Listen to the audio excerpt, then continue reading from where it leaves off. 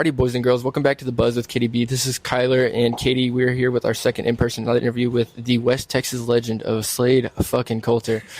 Slade's with us here at Armadillo Palace.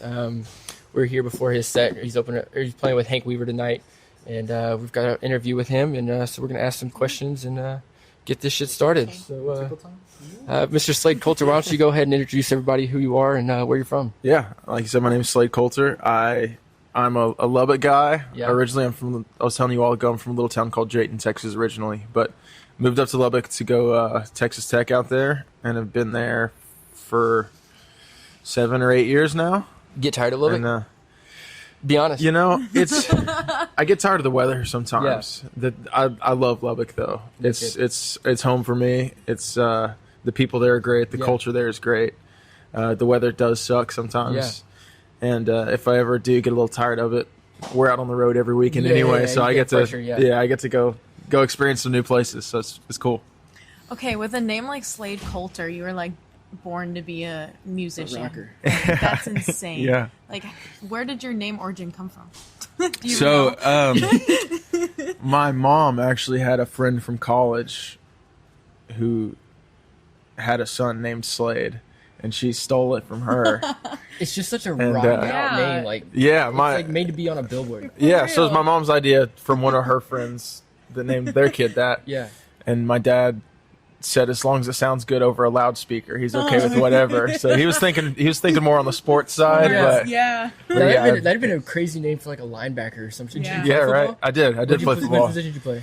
I played quarterback and linebacker. We played 6-man football though. Sounds scary as Slade Coulter crashing down on you. I would be shaking in my boots for sure. But going back to Lubbock, Lubbock's always been a special place for you. You've got a live album recorded out of Lubbock. Mm-hmm. You're always playing at the Blue Light. You do your yearly festival out there. Yeah. How important is it to have the support from Lubbock to be able to do all that fun shit out there? I mean, it's the foundation for everything we do in the music business. I feel like that's our home base, and it's where everything started for us. It's where I met all my best friends in the world, you know. Absolutely. My favorite venue in the world, and the Blue Light, is up there. And, I mean, it's hard to say just how important it is, because it's kind of – it started everything. Yeah. So speaking of the Blue Light specifically, you've released music now since you recorded your live album. Yeah. Do you ever want to go back and record a live album at the Blue Light, either now or later in your career? I think it would be cool to do it again later in the career. Yeah. Because we did it at the Blue Light, and when we did that live album there, it felt like I don't know how to say this. It felt like that room was the right size for us. Yeah. You know what I mean? I think it would be cool if we hopefully blow up and get way, way, way bigger to still come back and do a small room like that. Cool. I think that's really cool when people do that. We've never been up to the Blue Light. Like how many people sit at the Blue Light? So it was around 240, I believe. They just renovated it and opened up some space in there. So I think you can get around 300 or more people in there now. So it's still a smaller room, but it's super intimate, really cool. We really like to go up there, and it's just the drive. But we've crossed off some important venues with Katie and throughout the days and stuff. So there's really going to be. We'll make it up to. We'll see you up in eventually. Y'all got to check it out. Yeah, it's my favorite bar in the world. Yeah, it's cool. Is it like a home vibe? I mean, for you especially. Yeah. I mean, it's. There's nowhere else like it. It's hard to say. It's super cool though. When you're there, you know it's a music venue. Like as soon as you walk in the door. Okay, so Kyler brought up your live album. If you were to be in the crowd for any person's live album, like who would it be for? You can pick a couple. Yeah. Pick a couple. Kyler's so tough. Who's yours? So I'm gonna go ahead and go with I would do Robert O'Keen's live at the Ryman. I would do Cross Canada Ragweeds live at Wormy Dog. Yeah. I would do probably Jason Bollins at Billy Bob's. I think that would be a dope one to see too. Yeah. If you got a couple, what you thinking? Man, it's so tough. I mean, there's so many good ones. There's so many good ones. I mean, some of my favorites are bands that are not in our scene at all. That's fine. Yeah. But like John Mayer's "Where the Light Is." Okay. That live record is one of my favorite live albums of all time. The Eagles live in LA is another one of my favorites. Cool. One of my favorites that is in the scene, William Clark Green at Cheatham Street. Oh hell yeah! Cheatham Street's beautiful. Will's one of my favorite artists and the nicest dude, and that's one I definitely wish I would have made it to. So Are those some of your big inspirations for music, like writing wise? I mean, it shifts all the time for me. I grew up listening to, a lot of singer-songwriter stuff with my dad, like Chris Knight and Robert Earl Keen and stuff along those veins, John Prine. And I love that kind of stuff. And that definitely set the foundation for it. Yeah. He was also big into classic rock, like the Eagles and Boston and Three Dog Night. And, just the greats. Yeah. And that definitely set the foundation for it. But, going through high school and getting into college and kind of diving into my own musical path. Yeah. I love all music. Like, you have you name a genre, I listen to it. Like, I love some metal stuff. I love punk rock. I love when we were recording this is Houston and Slade. You can go on his Instagram and see he posted fucking DJ Screw. Screw is a Houston guy. Yeah, that's right. And I'm a big Houston rap guy, and seeing Slade post DJ Screw, I was like, oh yeah, this guy fucks. Not that I didn't know that before, but it's like it's great to see that he's putting respect on where he's at. I love DJ Screw. It's awesome to see. So it's really cool to see that. Slade's got a wide variety of music he also obviously listens to, and so it's good to see that because people hone in on what they like and what they write about. For and sure, they don't branch out enough, and so I like that aspect of you. If you've listened to anything that sounds good, So yeah, I mean it's like especially when we're on the road and driving places. Like it's a long drive from Lubbock to Houston. Yeah. We listen. What's those playlist rotation looking like on your tracks? Man, it's, you name it. Really? Everything. We've gone through right now we're in a big phase of listening to a lot of Pine Grove. Yeah. And Sleep Token. Okay. I mean, it's all over the place. And then we'll, throw in some singer-songwriter and some rap. And hell yeah. That's cool. So speaking of from new music, you just released an album, Something to Say. So you recorded that here in your guitar player's house. Yeah. How did that go down? And you were like, hey, can I record in your house? Or was he like, come on, fuck with it? Man, it was super cool to do. It was totally different than any other project we've done. And we did it with a guy from Austin named David Beck, who's another incredible musician, incredible producer. And he said he'd come up to Lubbock and track it where we wanted to track it. And so we were tossed around the idea of, renting out an Airbnb or trying to find a rent house or a barn or wherever to do it. And Thomas just brought up the idea. He's like, let's just do it at my house. Do you plan on doing that again in the future? I wouldn't be opposed to it. Yeah.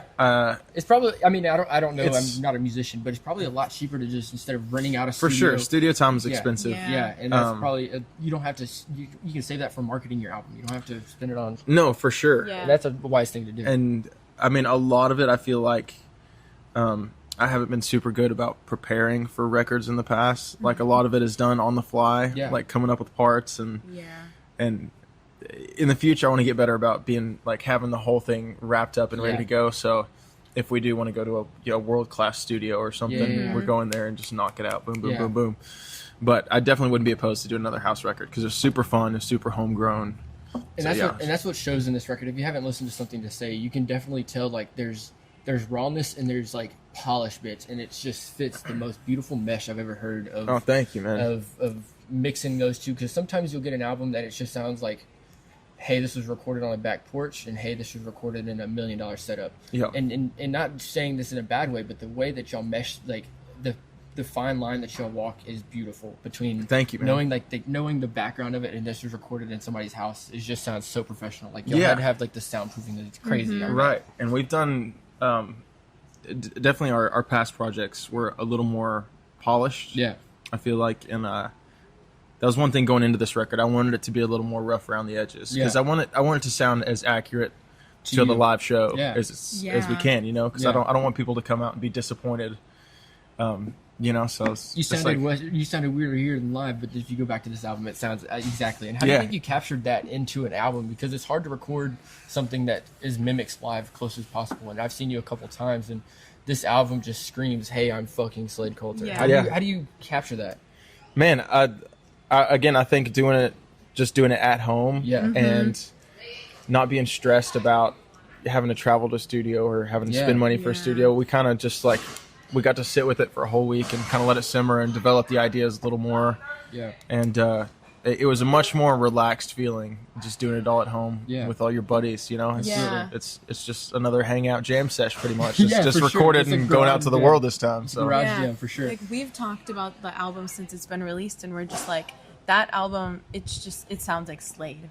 Like, well, thank you. Like, that's what we wanted. Like, it just like if does. you compare your live album with that, they sound like a cohesive unit, if that makes sense. Yeah, for sure. Like they're just Yeah. the way that they flow together. Like you could put them in a queue and alternate with each song, and it sounds not both of them because you obviously have crowd interference and stuff, but just the sound just sounds amazing. So it's really a great sounding record. Yeah.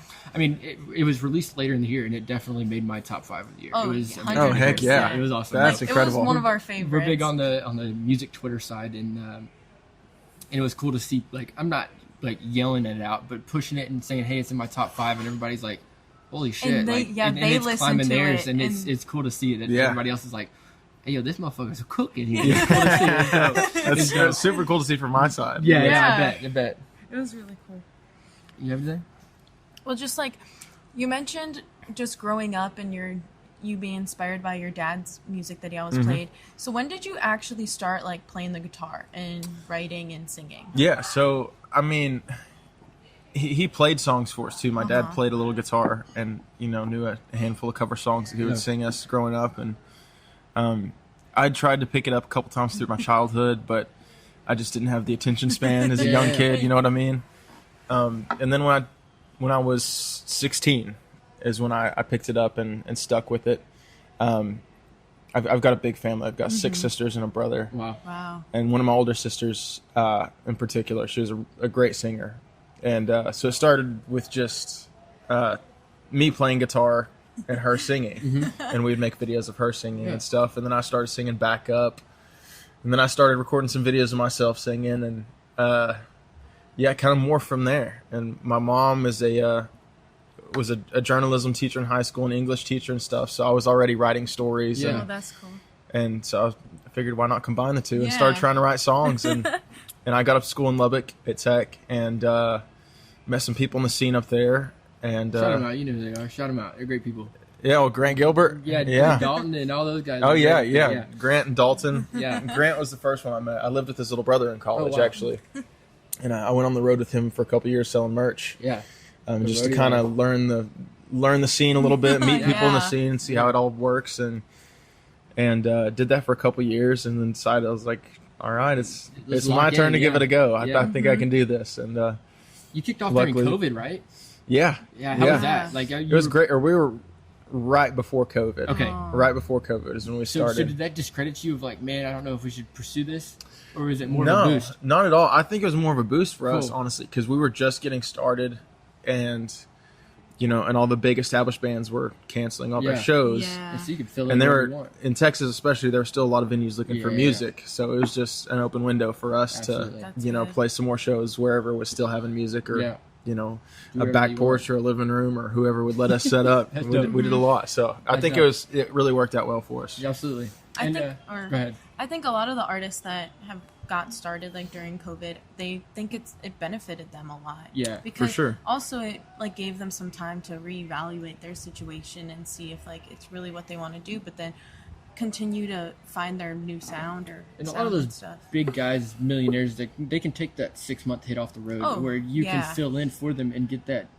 Yeah, I absolutely. mean, their pennies to their dollar is Yeah. you can easily make off as a new artist and start off and do your Yeah. own thing. And I think like what's crazy is I was 20 during COVID start, and right as soon as COVID was starting to come back down is when I started catching shows, and I was like, holy shit, I love the scene again. And it was really cool to see some people starting to come up during that time, and there was a lot of new people playing music, and a lot of people that some of them still play music and some of them don't play music, and so it's really cool to see that the people that have prevailed and made it through that hard time of playing those Although- COVID shows. And Sometimes TikTok makes it seem like everyone can sing. explain your distaste with TikTok. Just call them out. Like who the Man. fuck cares? Go for it. Man, you can get me in trouble here. No, nobody. Who the hell Hey, cares? the people No. that listen to our podcast think it. Like, Yeah, like they're I mean, a big fan it's- of what people like you people do. Listen, I will say this: there's a lot of artists that come off of TikTok Yeah, that absolutely deserve the success Absolutely. that they have. There are some crazy, crazy talented people, and that's the way they got discovered. And Yeah. more power to Yeah. them. yeah. That being said, there's just as many people that Just collect the Should TikTok not. revenue and never played a show venue and got show revenue, right? yeah. Yeah, and it's not the same. You can't But fill your books I mean, with TikTok it's lives. it's not my place to discredit anybody or discourage anybody from playing music. If you Yeah. want to play music, you should play music. Yeah, and whatever avenue you want to use, go for it. But yeah, I mean, it's tough to see sometimes. It's a double-edged sword. And, you know, sometimes you think, like, man, I've been out here grinding for 5 years, and then, you know, some kid off TikTok's getting thrown on a stadium tour because he had half a song.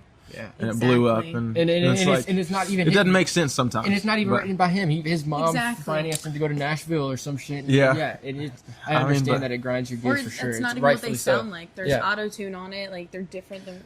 And that's right, and that's a big thing as well. Is people will go out and record all these TikToks and post them up, and this. I'm going to the show. They sound great. But like I said, it's you know? like I don't ever want to discourage anybody. Yeah, and. You know, life's not fair, and that's kind of just got to tell yourself. And all you can do is keep working, keep writing songs. Your sunshine will be tomorrow. Yeah, exactly. There you go. Exactly. And that's a good thing that in this music scene is there's always, not always tomorrow, but there's always a next show that you have looking forward to, and you can change your sights on. Hey, there's might have been a down crowd tonight, but you've always got. Hey, I'm going back to Lubbock. Let's fucking rowdy. You know, for sure, absolutely. Like you know where you stand and where your fans really are. Yeah, absolutely. And so, speaking of looking forward, what does 2025 have in store for you? You planning anything? Question. That's a good question, man. It's going to be a heavy touring year for us for sure. Like with just coming off this brand new record. Yeah, absolutely. I'm already getting started on writing for the next one, and we're already tossing around ideas about what to do for it. And but yeah, as of right now, we're going to keep touring, keep playing shows, and see where it takes us. Nose in the dirt and just keep running. There you go. Yep. So speaking of the last album, how long did it take you to write? And I know you said you've taken a little bit of time between the last project and this project. Yeah. How long was your write process of, hey, I'm starting to put pen to paper, and hey, it's dropping this day? How long was that for you? Man, I mean, it's tough because there's like a couple songs that I had already started before we did the last record. Okay, gotcha. And you know, some songs take 2 years to write. Some songs take 20 minutes to write. And so I mean, it was a culmination of all kinds of different songs. And I think that's what's so beautiful is because it doesn't seem like this is at one point in your life. Like this is right. Like some albums are like based on a sole projective of this is what I'm going through, this is what I'm seeing. Right. But this is a culmination of everything of, like you said, over 2 years. Sure. And so it's a beautiful work to see that. And thank you, man. You feel like you're time traveling. It's beautiful to see. It's cool. Yeah. Like not saying. And a lot of that is, I'm not rich. Yeah. And it costs money to make a record, you know? And if I could make a new record every month of what I'm going through, I absolutely would. Yeah, but, absolutely. You know, sometimes you just got to pick the best of the songs that you've got. And I think the selection y'all did was exceptional. Thank you, man. It's a great album, for sure. Speaking of the album, you released Best of Me on vinyl. We're going to be able to see Something to Say on vinyl. We are. I'm supposed to have a test pressing show up to my house this week, so we'll be announcing that soon. So speaking of pressings, you chose a beautiful red for your last one. Do you have a color in mind for this one? I have a picture for you. No shit. I mean, I was telling her what would be cool out about this. would be a clear one. I don't know if you've thought. See, I tossed around the idea of that. I think it was like a TV screen because if you haven't seen the album cover, it's like an old TV. And you designed the album. But then I saw this one and. Yeah, I did all the album work for it. Oh my god! Sick. Yes, we're seeing it in person, and then I was fucking wrong. This is beautiful. I'm gonna need one of those. Yeah, that's dope as shit. I wanted it to kind of match the cover. Absolutely, the blue and yellow. Bro. So. Yes, we're gonna definitely have to get our hands on one of those for sure. Yeah, absolutely. That's sick as fuck. I'll let you guys know for sure when we get some in. I mean, when you go through, I've never been through the vinyl process. How long do you order out? And then you get a test press. It takes a lot. Yeah, and I mean, a lot of it was we took a while to shop around and find who was going to do the best prices and how quick we could get it. I think the company we're doing it through right now is in like France. No so shit. It was like they're probably what the fuck is this? It was like yeah. So like it'll be another couple months before we get them in probably. We just we're big fans of Parker, like we were saying earlier. Parker had released his 2 EPs on vinyl, and we were at his show in Margaritaville in Crystal Beach, and he's like, hey, I've got these. And I was like, okay, like I'm expecting to open it out the cellophane and here's a black vinyl, we'll go throw it on. Yeah. Like your vinyl here, it's a beautiful vinyl. It's black and green, and it's the pothead that Parker is. And it looks like, and it's dope. Yeah. And the vinyl that Slade just showed me here is especially beautiful. It's dope. Thank you, man. I appreciate it. I'm really looking forward to that now. So what was it like designing the cover art for it? Like, because you did it yourself. Like, yeah. That's really sick. I mean, in the past, like I said, a lot of it was a budget thing again. And what's wrong with that? There's nothing. There's nothing. Like, I Speaks think to you. It's dope. Cool. It's dope. And we we had outsourced and hired other artists to do our artwork before, and I've always been a super creative person. Yeah. I grew up. I never paid attention in classes. I was always back in the back drawing, and I used to love to paint, and I was like, I haven't done it in a couple years because I've been so focused on music and fatherhood and everything else. So I want to get back into it, and it seemed like the perfect opportunity, and. So yeah, I went and bought some cheap watercolors at the dollar store. Are those actual like pictures of them, or did you scan them? Yeah, so I took a picture with my phone, scanned shit. it with a scanning app on my phone That's for the watercolor painting. That's Yeah, sick as shit, bro. crazy. Yeah. 'Cause I remember Six Shooter dropped in what was it, summer of last year, or August maybe? Late yeah, summer? yeah, somewhere in there. And I was like, yo, this graphic's kind of dope. And then it was like a month later, and then was it Love Junkie was the second Love one? Junkie, Yeah. yeah. And I was like, yo, this graphic's kind of sick. And it just kept coming, and he started talking about the album and teasing that, and I was like, this motherfucker's going crazy. Like, Yeah. I fuck with the artwork. Yeah, like, it's hard like, it for an was artist to sick. find a Yeah. fitting artwork for an album, because we were talking to Randy here a couple weeks ago, Randy Hoyt, and he's like, I'm sitting on an album, I'm just waiting for an album cover. And I was like, that's crazy. Like, they think, like, it's your future Yeah. project. Everybody's going to look back on it and see For sure. this for sure. And I was like, yeah, that makes sense that he's sitting on it and he's just waiting for the perfect picture to show up and he's going to throw it on the album. It makes total sense. But Yeah. going through and making it all yourself, it's just got to add a special touch to it. It did, absolutely. And I mean, I think it fit with the way we did this record. Yeah. You know, the fact that it was so homegrown, and we did Yeah. it at home, and did the album work myself, and Yeah. That's sick. I was super excited to do Cool, that. bro. So That's dope. So we're talking now. We're gonna go back to a couple years ago, back to 2021, where I first saw Mr. Slade Coulter. Slade Coulter was on a Belting Bronco episode, that's right. and Yeah. That's right. he was singing in the back of a Bronco, and I was like, "Who the fuck is this guy? He's got long hair. He's picking a guitar in the back of a car." I had just found Zach about a year before that, and I was like, let's see what this guy's got. And damn, how the hell has that changed from Slade then to Slade now? What has changed? And I know you've gotten married, you've had a kid. How's the music process changed through that time? Oh man, that's a big question. I mean, long my gap. my life has changed dramatically Yeah. since Yeah. then. And shout out to Zach. That was a huge boost to my Yeah. career. Put us out in front of a lot more people, and it was a really, really cool experience. He was super down to earth guy. Yeah. He's a dude. He's a damn good dude. We're close friends with his dad and everything. And His dad's great. dude, Yeah. Dwayne's Dude's- amazing. dude's the amazing, yeah. man. And so continue. Sorry. No, but I was just saying it was a fantastic experience. Yeah. I was pretty nervous going into it. Yeah. Just because I knew how successful he was. Yeah. And to just get a random DM from him Yeah. out of the blue one day saying, "Hey, Come record. I love this song. I want to fly you up to Seattle to shoot a video." I was like, okay. Yeah. That's Let's do Did you it. cancel Sick. plans to do that? No, Remember? I didn't No? have anything on the Gotcha, schedule. gotcha. Had nothing on the That's schedule. crazy. So Yeah. went up there and did that, and I mean, it was like he was like a like fever another dream dude from my probably, hometown. It was just like another Yeah. small town, Yeah. southern guy, and we hit it off, and yeah, it was great. Man. How It long was super that cool. shoot? Was it a single day, a single take, or was it multiple days, multiple takes? No, we shot it all in a single day.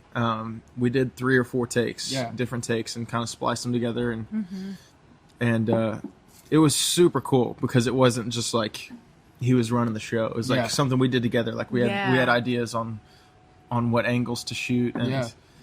and then we set and stitched it all together and in Out his came the beautiful office, baby and you got there? yeah, we just created the video that day and uploaded it to YouTube. That's and dope, Well, bro. It was something super not cool. a lot of people do or have done. Yeah, So- Right. I looked back the other day, and I think there's been 6 or 7 Yeah, of those. there's not a lot. And I've watched every single one of them, and Mm-hmm. it's crazy to see. Like the most recent one was Charles, I think. Might have been No line. Yeah. And it's crazy to see the difference of not even like the music, but just the technology used in the video. Oh, even, like, the- 100%. Yeah.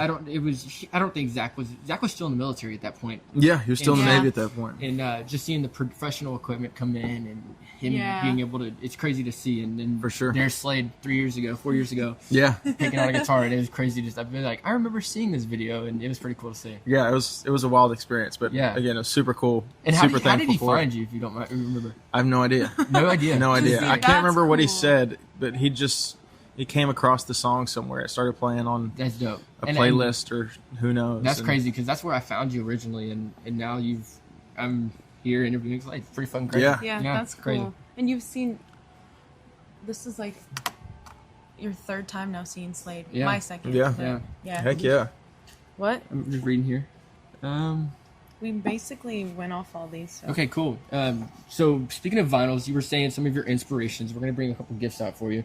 We're gonna give. Oh, no way. Yeah. So I messaged your wife a couple of weeks ago. Oh, no way. And so Heck she yeah. said, "Hey, can you?" I said, "Hey, can you get some vinyl recommendations for Slade?" And she's like, didn't respond. And I was like, "Oh, she read it, whatever. She probably thinks I'm a fucking weirdo." And like 2 days She was later, probably probing, asking what I'd she was like- listened to, or Yeah, she was- you know, yeah, she trying was to probably figure out what I'm cooking up. listening to at the time. And so she was like, he's a big fan of Chris Knight and John Prine. So we went to Yeah, amen. there's a local vinyl store named Cactus. And so we went by there earlier today, and we've got a We couple picked John up Prine these. records No for you. way. And so you're gonna go home and enjoy these. These are some That is John great. Prine. Yeah, I know don't if have you- either one of these. Perfect, So that's perfect. great. So go ahead and enjoy those. Yeah. No way. That's so sick. Thank you guys so So much. with so with a good token comes a bad token. Oh yeah. So Uh-oh. So we've got an entertainment center. We've got random shit signed by all types of people. Zach Bryan signed a fart gun for us. Parker Oh, yeah. Ryan signed a SpongeBob ukulele. We've got a Nice. song called "Stay," Yeah. and we've got it's an exit Kyler's sign. favorite song of yours, by the way. Oh, hell And yeah. we've got an exit sign for you to sign because Yeah. it's the Oh, complete that's opposite. so and so sick. we're gonna get you to sign one of this, and you're gonna go on our entertainment center. Hell yeah. I can absolutely do that. Is this the weirdest thing you've ever signed? I think it is. Yeah. Yeah? 100%. Perfect. Yeah. Is it cool? Just like over Go here? ahead. Yeah. That's so sick. It's just random. It's random. Yeah. So it's either this or a boxing glove, and so we decided perfect. Yeah, we're gonna get the we're gonna get the rest of the guys to sign it for sure. And but yeah, Slade Coulter, thank you so much for joining us. Dude, here thank on you the guys for pod. having me Yeah, on. That was you- super fun. Yeah, of course. And thank you for the enjoy gifts. these, bro. Yeah, absolutely. That is Also, incredible. And, we always ask everyone that comes on Yeah. some like of your favorite current tunes. It doesn't what have is, to be like- in your scene. Like just anyone like you want to shout out that's like small, upcoming, or Get the That list is down great. here. I mean, I've got a lot of homies right now that are making Come on. music that are fantastic. Again, one of them opening tonight, Hank Weaver. yeah. This is our first time seeing him, Great. and so we're really looking forward to that. Yeah, Even he's the person really you're good. wearing, we're a big fan of. Shelby Stone, another one. Yeah. Travis Roberts. Love Travis. I remember I DM'd Dalton when he dropped that, and I was like, "Is this a full project or is this a single?" And he says, "We got so much more, and I'm ready to hear that. Yeah. It's gonna be dope." Y'all know my friends Jordan Nix and Parker Ryan. Yep, yeah. yep. We've got this is Both what, incredible. You know what's happening next weekend for Parker? Dookie Day. Yeah. Oh shit, we don't have it with us. Yeah, why we would I went and bring got it the Green Day vinyl of Dookie, and so we're bringing Oh, up that to go give it nice. to him. And Oh, so, he's gonna love that. Yeah, so we're gonna go see him, but I've not seen Jordan yet, so I'm really looking forward Oh to see Yeah. my Jordan. God, And you're- he will blow you away. I know. He's- I need to see him for sure. It's And a it was spiritual like- experience watching him live We're seeing Parker in Dallas, and you're playing the same night in Dallas. in Dallas. with Jordan. Yeah. And so we're like, Yeah. we've been planning to go to Dookie Day, and then y'all announced that, and it was like, man, fuck, what do we I know, do the now? same- Well, I day. think we're playing like Waco or something the night before with Jordan too. Shit, I can't remember. Somewhere around there. we might have to But- do that. You guys have to catch Jordan next Yeah, time. yeah, we might He have is- to. Yeah, Jordan. He is she ordered a insane. shirt offline from him when he was getting rid of some, and she was like, "This is so sweet." He wrote a handwritten note, and I was like, "We've got to see this dude for sure. He's a good to be guy. on the podcast too, and he's like, "Yeah, I'd love to." He's just so cool. He's a good soul for sure. Down to earth. Yeah, Yeah. But Perfect. yeah, I mean Everyone. our whole friend group. I mean all those guys. the Honcho group was. Yeah. I mean, Yeah. Cameron Albright, Ashton Naylor, there's several more of those San Marcos guys. Yeah. Stelly, of course. I mean, the list goes on and on. Yeah. But great group. it's a great group of friends to have. Great songwriters In your too, back so. pocket, you can call them anytime and be like, Absolutely. "Hey, yo, I need this help." Yeah, and that's super cool. That's awesome, bro. Yeah. Well, thank y'all so much for listening. This has been an episode with Slade Coulter. We will see y'all next week. Appreciate y'all. See you guys. Thank you, Slade.